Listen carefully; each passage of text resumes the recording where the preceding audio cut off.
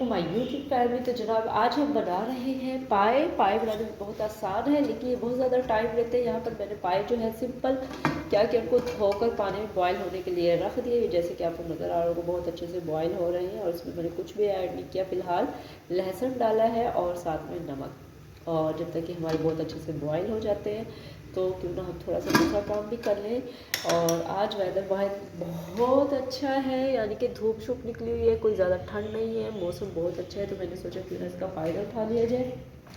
اور میں چلتی ہوں باہر ٹیرس پر، یہاں پر میں نے دھونے کچھ کپڑے جو کہ بہت زیادہ ویلیبل پڑے تھے، تو خیر یہ تھوڑے سے میں نے کپڑے دھو کر سکھا دیے۔ یہ باہر کا ویو میں آپ کو دکھاتی جاؤں کہ دیکھیں کتنا خوبصورت ویدر ہے، بہت ہی خوبصورت لوکیشن ہے، اتنی خوبصورت لوکیشن ہے کہ بندہ دیکھ کے فریش ہو جاتا ہے۔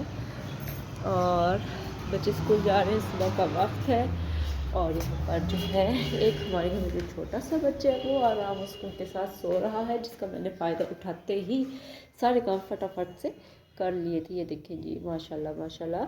اور پائے ہمارے اچھے سے بوائل ہو چکے ہیں، اب ہم نے اس کا مسالہ تیار کرنا ہے۔ یہ 2 عدد پیاز ہیں، یہ بڑے والے پیاز تھے، میں نے ان کو جو ہے ہلکا سا فرائی کرنا ہے، یہ زیادہ ڈارک براؤن نہیں کرنا۔ اور جناب جیسے یہ ہمارے فرائی ہو جائیں گے تو میں نے کیا کیا کہ ان کو میں نے نکال لینا ہے، اور پیاز کو اور ٹماٹر کو میں نے جو ہے جگ میں ڈال کر ان کو پیس لینا ہے، یعنی کہ بلینڈ کر لینا اچھے سے۔ ہمارا پیاز تیار ہو چکا تھا اور یہ میں نے ٹماٹر ایڈ کر کے اس کا مسالہ بنا لیا، اور یہ میں آئل میں ڈال رہی ہوں تاکہ یہ اچھے سے فرائی ہو جائے، کیونکہ ہمارے پائے ہیں، پائے کا شوربہ جو ہوتا ہے وہ عموماً جو ہوتا ہے پتلا رکھا جاتا ہے، اور وہ بہت ہی ٹیسٹی لگتا ہے، اس کا اپنا ہی بہت زیادہ ذائقہ ہوتا ہے، تو اس میں کھڑا کھڑا پیاز بالکل بھی مناسب نہیں لگتا۔